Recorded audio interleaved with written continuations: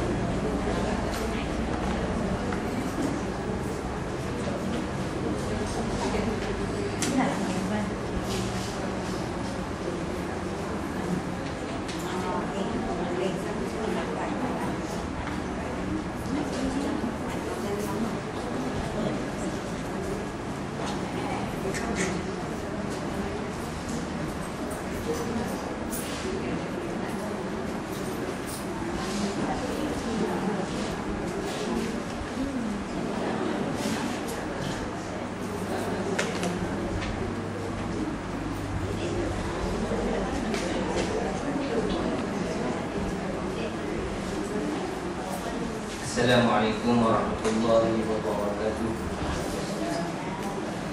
Bismillahirrahmanirrahim. Innal hamdalillah nahmaduhu wa nasta'inuhu wa nastaghfiruh wa na'udzu billahi min shururi anfusina wa min sayyiati a'malina. Man yahdihillahu fala mudilla lahu wa man yudlil fala hadiya lahu. أشهد أن لا إله إلا الله وحده لا شريك له وأشهد أن محمدا عبده ورسوله. اللهم صل على سيدنا محمد وعلى آله وصحبه وبارك وسلم. أما بعد. Alhamdulillah, bersyukur kepada Allah Subhanahu wa taala. Pada pagi ini kita dapat sama-sama sekali lagi berkumpul pada pagi Jumaat. Setiap minggu kita ni buat hari Jumaat, pada hari Sayyidul Ayyam. Mudah-mudahan dengan usaha kita ini bersungguh-sungguh untuk beroleh keberkatan, rahmat Allah, kebaikan dan kebaikan daripada Allah Ta'ala. Allah Subhanahu wa Ta'ala bukan sahaja membuka hati kita, tetapi Allah Ta'ala juga membuka pemikiran kita, fikrah kita ke arah fikrah yang lebih Islami. Pemikiran kita, cara kita berfikir lebih ke arah cara macam mana kita ni nak menghidupkan syariat Allah, macam mana kita ni nak menghidupkan agama yang selama ini kita anuti. Baik, hari ini sampailah giliran saya. Masa lama tak depan ni. Sebab sebelum ni dua lepas pun ada, walaupun saya sedang duduk kat depan ni, tapi mengajar. Baiklah, alhamdulillah hari ini kita dapat sambung kuliah pengajian indahnya hidup syariat ni. Kita berada pada muka surat 51. Kita masih membincangkan dalam bab sifat-sifat mahmudah. Kita dah bincang dulu bab taubat, bab taubat kepada Allah, dan bab zuhud, bab mahabbah dan bab zuhud. Hari ini insya-Allah kita masuk bab seterusnya, bab sabar. Muka surat 51. Baik, saya nak mulakan perbincangan kita dengan membaca sedikit petikan kalam ulama, iaitulah kata-kata Imam Ibnu Athaillah, Syekh Ibnu Athaillah dalam kitab Syarah Al-Hikam. Beliau berkata, al-fikratu sirajul qalb. Al-fikratu sirajul qalb. Fa'idha zahabat fala idha'ata lah. Fa'idha zahabat fala idha'ata lah. Fikiran itu adalah sebagai pelita hati. Fikiran itu pelita hati. Maka apabila ia padam, maka tidak ada lagi penerangan baginya. Pemikiran ataupun fikiran itu ialah pelita hati. Apabila ia padam, maka tidak ada lagi penerangan baginya. Fikrah ataupun fikiran ini Allah Subhanahu Wa Taala jadikan kepada semua hamba-Nya yang bergelar manusia. Ya.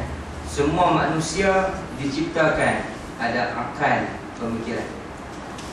Maka kekuatan ingatan kita, kekuatan akal untuk kita berfikir ini, dia dia diumpamakan oleh Syekh Ibn Athaillah umpama pelita bagi hati. Barang siapa yang menggunakan akal fikiran dia untuk mengenal Allah Subhanahu Wa Taala, untuk bertambah keimanan dia kepada Allah Taala, maka dia akan sentiasa menerangi hati. Keadaan dia yang sentiasa berfikir tentang kejadian Allah, kejadian-kejadian yang diciptakan oleh Allah Subhanahu Wa Taala, sentiasa dia berfikir tentang hikmah di sebalik segala musibah yang berlaku, segala apa yang Allah Taala telah aturkan dalam kehidupan dia sejak daripada dulu sampailah hari ini. Maka pemikiran dia yang sebegitu sebenarnya umpama pelita yang sedang menerangi hati dia, supaya hati dia sentiasa diterangi dengan ruh cahaya keimanan, cahaya ketakwaan kepada Allah Subhanahu Wa Taala. Maka menurut beliau pemikiran ini ada dua. Fikiran itu ada dua. Yang pertama pemikiran ataupun fikiran yang timbul daripada iman. Dan yang kedua fikiran yang timbul daripada melihat kenyataan. Pemikiran yang timbul daripada melihat kenyataan. Maka dua perkara ini merupakan satu kombinasi, gabungan bagi seorang hamba yang beriman. Kalau dia berfikir dalam dua aspek ni paling utama, berfikir dalam melihat daripada sudut keimanan. Macam mana kita ni melihat sesuatu musibah yang Allah Ta'ala bagi jadi kat kita, supaya musibah itu dapat menambahkan keimanan kita pada Allah Ta'ala.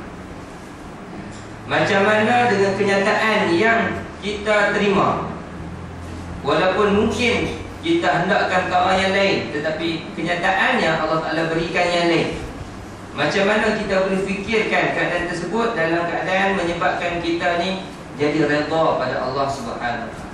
Maka pemikiran orang yang beriman, orang yang salih, orang yang menuju pada Allah Ta'ala, redha pada Allah Ta'ala, maka dia berfikir dengan dua serampang ini. Sama ada berfikir dengan daripada sudut keimanan, dan berfikir pada mengambil iktibar daripada kenyataan yang berlaku. Maksud dia gitu, makna mereka ini sentiasa menjadi ahli iktibar.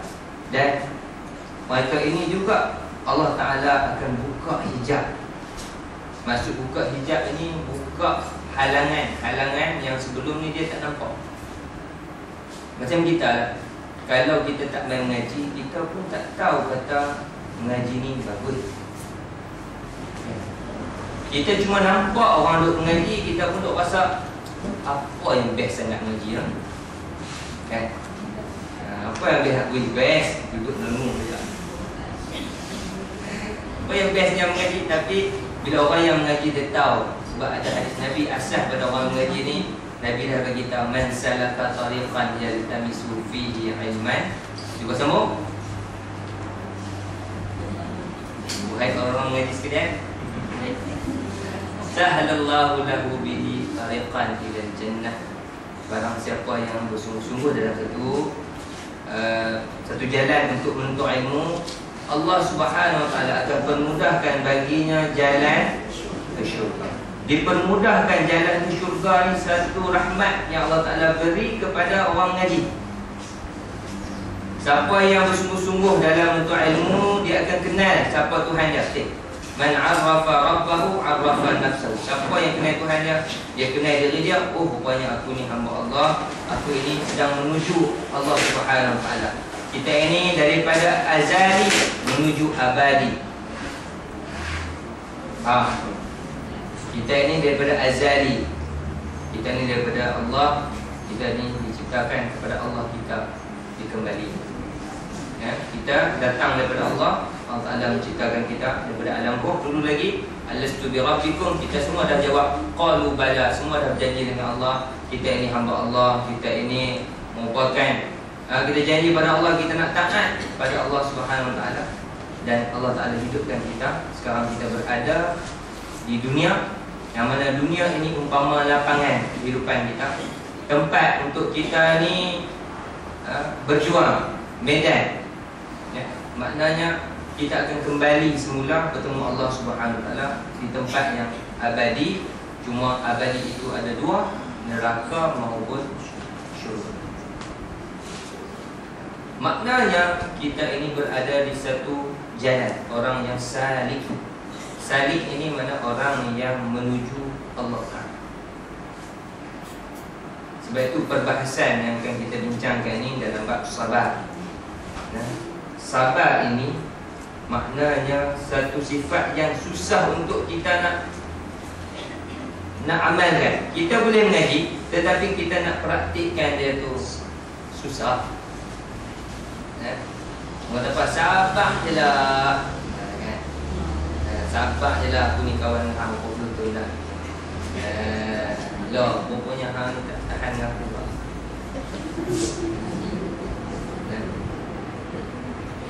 Syekh Abdul Qadir Isa dalam kitab Al-Aqaid Tasawuf, dia mengatakan sabar itu adalah sifat anbiya. Memang susah sebab sabar tu adalah sifat anbiya dan perhiasan bagi asfiya. Sabar adalah sifat anbiya, sifat para nabi, dan perhiasan para ahli sufi. Asfiya maknanya para ahli sufi.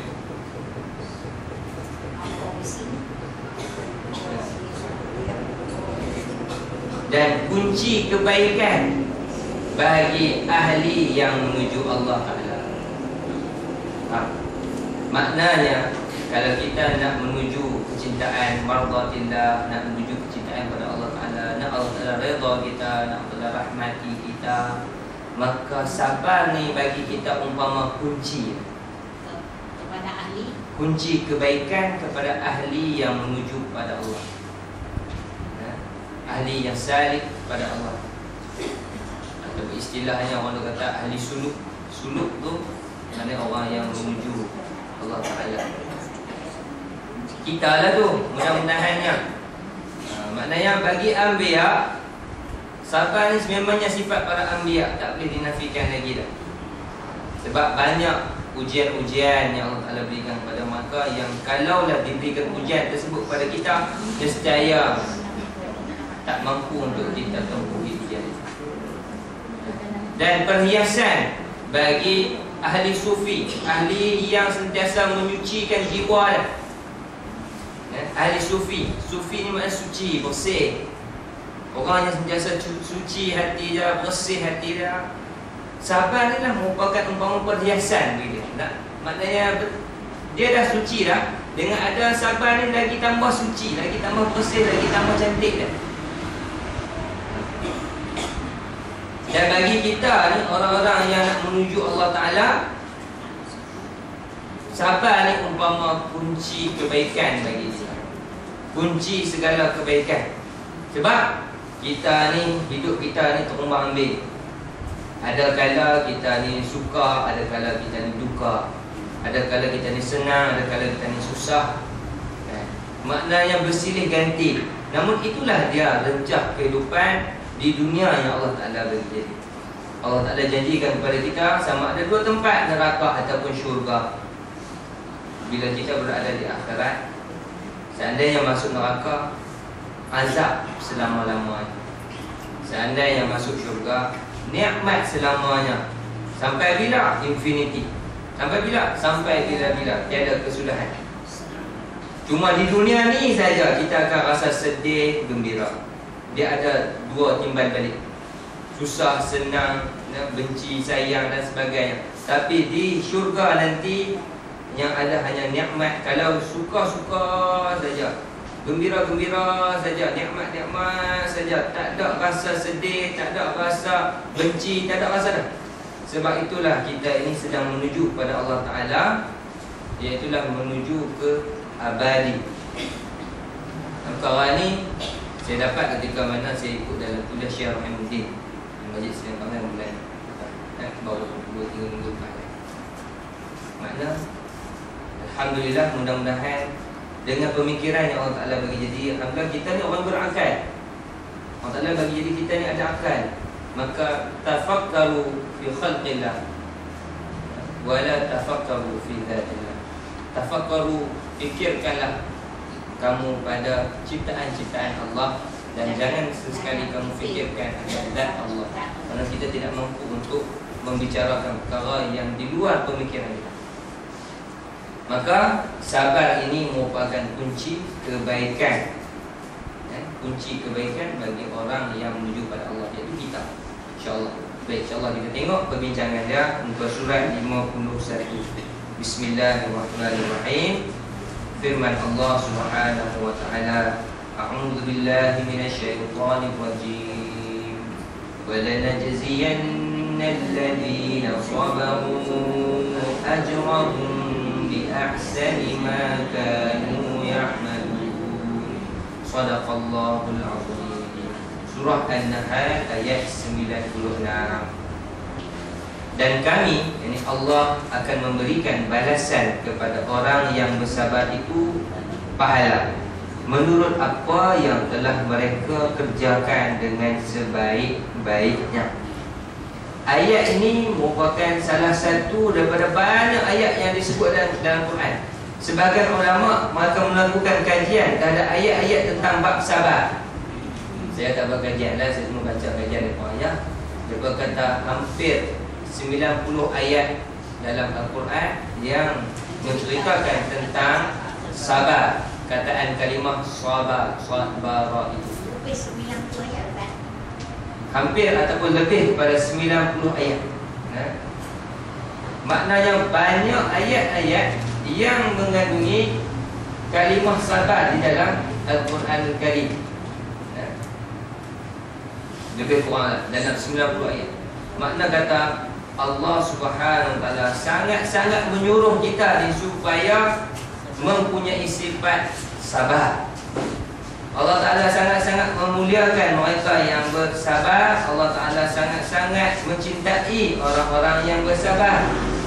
Kan? Kalau kita lihat dalam surah Al-Imran, wallahu yuhibbus sabirin, Allah Ta'ala mencintai orang-orang yang sabar. Bila kita kata Allah Ta'ala mencintai Allah Ta'ala mencintai orang yang bersabar, sebenarnya secara tidak langsung para ulama bincangkan, itulah tandanya Allah Ta'ala sentiasa, Allah Ta'ala bagi tahu dekat kita kebersamaan Allah dengan hamba. Sifat maknanya ma'iyah, maknanya kebersamaan Allah bersama hamba dia dalam apa situasi sekalipun. Allah Ta'ala bagi tahu. Jadi kita sebagai orang beriman kena yakin wallahu ma'as sabirin. Allah Ta'ala tu bersama. Allah Ta'ala wallahu yuhibbus sabirin. Allah Ta'ala itu mencintai orang-orang yang bersabar. Maksud cinta ni apa? Maknanya orang ni dia sentiasa bersama. Kalau kita mencintai seseorang, maknanya kita sentiasa dekat dengan dia, kita sentiasa mendampingi dia, kita sentiasa maknanya ambil kisah dekat dia. Betul? Maka Allah Subhanahu wa ta'ala juga demikian. Bahkan lebih lagi bila Allah Ta'ala kata yuhibbus sabirin, Allah Ta'ala mencintai orang-orang yang bersabar. Maknanya kita tak perlu sedih, tak perlu susah hati, tak perlu kita ni rasa tak redha pada Allah Ta'ala, tak boleh. Sebab Allah Ta'ala sayang dekat kita. Maka Allah Ta'ala timpakan sesuatu untuk menaikkan keimanan kita. Kunci kesabaran kita, kunci kebaikan yang Allah nak bagi dekat kita. Baik, apa makna sabar? Dalam pendengaran kita yang pertama disebutkan sabar begitu sukar untuk dipraktikkan. Belum cerita lagi bab sabar, tapi dah habaq dah susah. Kan? Sabar tu berat, susah. Tak tahu lagi maksud sabar, dah dibagi tahu, sukar dipraktikkan. Kan? Sabar je lah. Kan? Kalau tengah mengaji ni tiba-tiba kadang tak ada sabar. Kalau tiba-tiba keluar-keluar lagi apa? Kasih hilang bahasa Inggeris. Kan? Jadi makna susah tu. Walaupun baru lepas mengaji bab sabar. Kecuali orang yang kuat imannya dan tabah menghadapi segala keadaan. Misalnya sabar atas ketaatan seperti mengerjakan salat, mengeluarkan zakat dan berpuasa dan sebagainya. Di samping itu, sabar dalam menjauhi maksiat juga diutamakan seperti menjadi sifat sombong, mengumpat, bercakap yang sia-sia dan lain-lain. Seterusnya, bersabar atas kecelakaan dan musibah yang menimpa seperti penyakit, kemarau, kekurangan makanan dan sebagainya. Habis lah tak sabar ni tak? Boleh balik lah. Baik. Itu cara biasa kalau kita mengaji ngeri. Ni cara kita mengaji ramai-ramai. Itu panjang sikit lah pembahasan dia. Baik, apa makna sabar?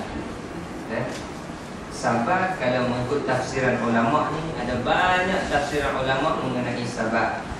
Kita boleh rujuk dalam kitab Ihya Ulumuddin karangan Imam Al-Ghazali. Kita boleh rujuk dalam kitab Madarijus Salikin oleh Imam Ibn Qayyim Al-Jauziyah. Kita juga boleh rujuk dalam kitab Futhul Qulub oleh Imam At-Tusi Abu Talib Al-Maliki.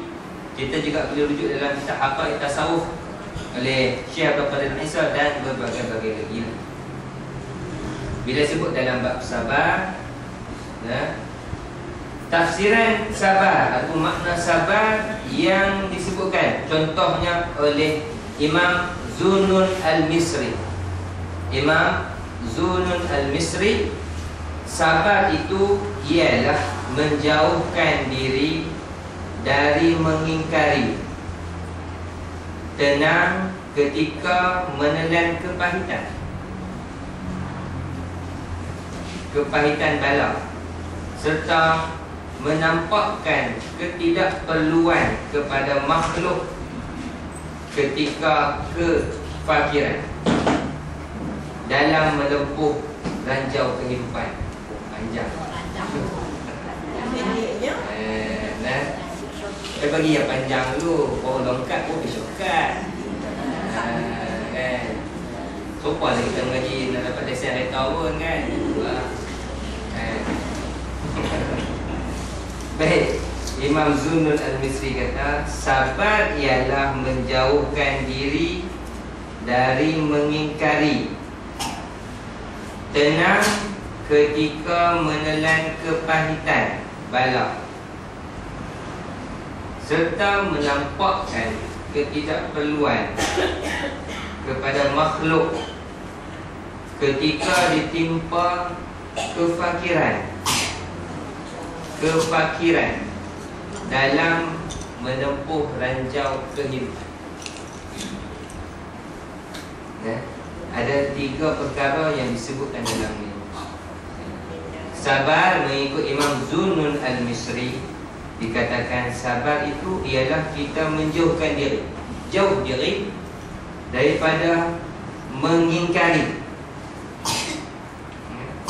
Mengingkari maknanya kita menolak, dan tenang ketika menelan kepahitan bala, ujian.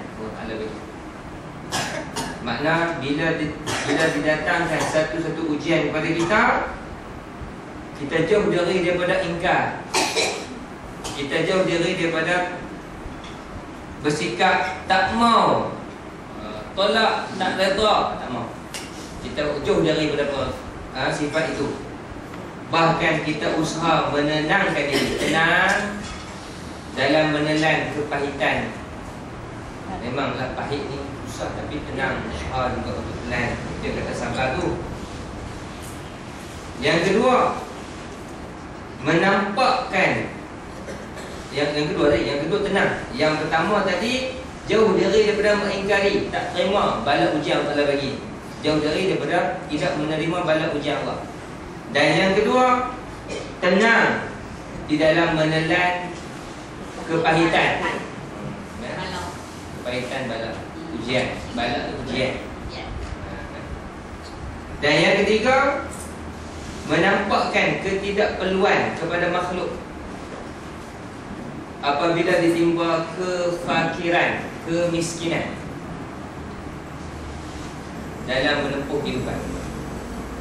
Makna yang ketiga ini, kita menunjukkan rasa tidak bergantung kita kepada makhluk. Kita tak mengharap, tak mengadu dekat makhluk. Kita tak mengadu ke orang, kita mengadu dekat Allah. Allah lah tempat kita mengadu. Iyyaka na'budu wa iyyaka nasta'in. Kerana makhluk, seandainya kita gantungkan segala pengharapan kita kepadanya, makhluk, orang Indonesia kata, bisa saja lupa. Dia bisa lupa. Bukan apa kita bisa kan, maknanya makhluk ni biasanya dia akan lupa. Kita lihat apa yang terjadi kepada Nabi Allah Musa alaihi salam ketika mana baginda dipenjarakan setelah mendapat fitnah oleh siapa? Siapa dia tuduh? Siti apa? Nabi Yusuf. Zulaikha masuk penjara ketika mana dua orang ahli penjara itu bermimpi. Seorang mimpi kepala dia kena patuk oleh burung, mati, kena penggal kepala dia, kena patuk oleh burung. Seorang lagi mimpi dia ni bagi jamu raja makan, buah-buahan, 3 biji buah anggur. Lalu dia bertanya dekat Nabi Yusuf AS, apa makna mimpi ni? Nabi Yusuf kata, 3 ulas ni, 3 biji ni menandakan lagi 3 hari. Habis 3 hari, engkau yang bagi jamu makan kat raja ni, engkau ni nanti lagi 3 hari akan dibebaskan, akan jadi dapat jawatan engkau. Dan engkau yang mimpi kena patuk burung ni, maknanya lagi 3 hari engkau ni akan mati, kena hukuman. Engkau ni akan mati dan kepala engkau ni sampai kena makan yang burung. Lepas tu dia pun kata, kami ni gurau saja, kami ni tak mimpi macam tu pun, saja dia nak test, nak try. Nabi Yusuf nak kata apa? Maka Nabi Yusuf dia kata, baginda kata, tidaklah melainkan apabila kamu menanyakan sesuatu kepada seorang Nabi, melainkan Allah Ta'ala, apabila Nabi itu telah menjawab, melainkan Allah Ta'ala akan melaksanakan apa perkara itu pasti akan berlaku. Memang jadi sungguh. Lagi 3 hari orang tu yang kena hukuman mati, dia pun kena hukuman mati. Lagi 3 hari orang tu yang nak kena dibebaskan, dia pun dibebaskan. Tapi sebelum dia nak dibebaskan, Nabi Yusuf AS minta ajak dia, saya minta tolong kat engkau ni sekejap, boleh tak bagi tahu dekat raja bahawasanya dalam penjara ada seorang yang kena aniaya, dia tak bersalah. Nabi Yusuf minta tolong dekat kawan penjara dia yang nak keluar penjara tu. Dia bergantung dekat kawan dia. Akhirnya apa berlaku? Kawan tu terlupa. Mana dia terlupa, tak teringat. Maka kekal lagi Nabi Yusuf duduk dalam penjara sehingga beberapa tahun. Itu yang kita belajar dalam suratul Ikhlas. Allahus Samad. Allah lah tempat bergantung segala makhluk. Kita nak mengadu, nak buat apa semua, maknanya kepada Allah. Allah lah yang mengaturkan kehidupan kita. Allah lah yang memberikan rezeki kepada kita. Allah juga yang memberi ujian itu kepada kita. Jadi sifat sabar ini maknanya bila orang dalam tafsiran yang ketiga oleh isi yang ketiga oleh Imam Zunnun Al-Misri, dia kata kita menampakkan ketidakperluan kepada bergantung kepada makhluk. kita bergantung kepada Allah Ta'ala apabila kita ditimpa kemiskinan. Baik, itu takrif yang pertama, sabar, mengikut Imam Zunnun Al-Misri. Mengikut Imam Al-Asfahani, ini pendek sikit. Itu Imam Al-Asfahani dalam kitab Al-Mufradat, dia kata sabar itu ialah menahan diri terhadap apa yang dituntut syarak untuk melakukannya, atau dari apa yang dituntut agar tidak melakukannya. Habis. Sabar itu ialah menahan diri daripada apa yang dituntut syarak dan apa yang dituntut supaya tidak melakukannya. Kanan. Dua perkara disebutkan di sini mengikut Imam Al-Asfahani. Sabar terhadap apa yang dituntut oleh syarak, dan sabar terhadap apa yang dituntut syarak supaya kita tidak melakukannya. Makna menjauhi larangan Allah. Maknanya kita sabar dalam mentaati Allah dan sabar dalam menjauhi segala larangan Allah. Itu dia. Itu mengikut Imam Al-Asfahani. Makna kita usaha untuk sabar dalam mentaati Allah. Sabar, mengaji ni kena sabar, kan? Tak boleh balik lagi, kesian. Okay. Sabar ni, walaupun lengah-lengah pinggang, alhamdulillah duduk atas kursi nah. Sabar. Walaupun tempat ni tak ada aircon, sabar. Sabar di dalam mengerjakan ketaatan dan sabar di dalam menjauhi segala larangan Allah. Itu Imam Al-Asfahani. Tapi takrifan yang paling simple, paling pendek, sebagaimana yang disebutkan oleh Imam Al-Jurjani. Imam Al-Jurjani kata, sabar itu menahan terus susah. Pendek ya. Itu tafsiran Hajar Ramlah. Okay.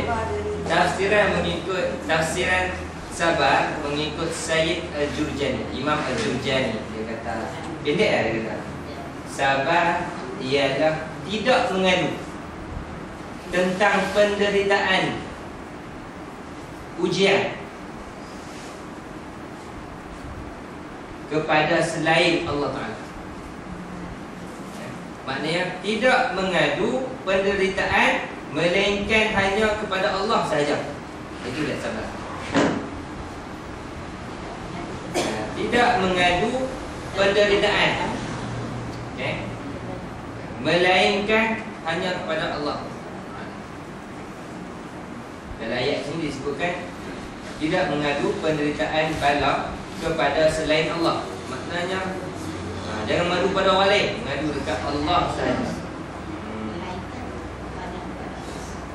Tidak mengadu penderitaan melainkan hanya mengadu kepada Allah. Itu dia sabar. Makna hanya Allah sahaja yang berada dalam hati dia. Bila kita faham Allah itu Tuhan kita, Allah yang memberi rezeki, Allah yang mendatangkan hujan, Allah yang memberi segala kebaikan, maka kita tak akan berhajat dah kepada makhluk yang mereka juga berada dalam genggaman Allah Ta'ala.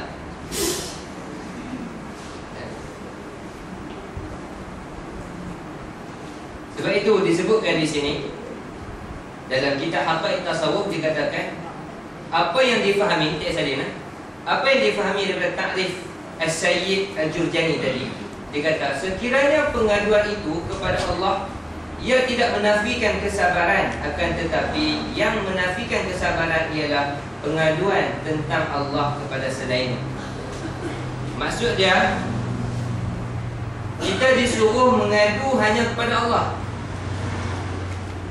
Nampak secara lafaz dia tu, kan, kita tidak disuruh mengadu kepada hamba melainkan Allah. Kalau kita mengadu kepada hamba, maknanya kita tak sabar.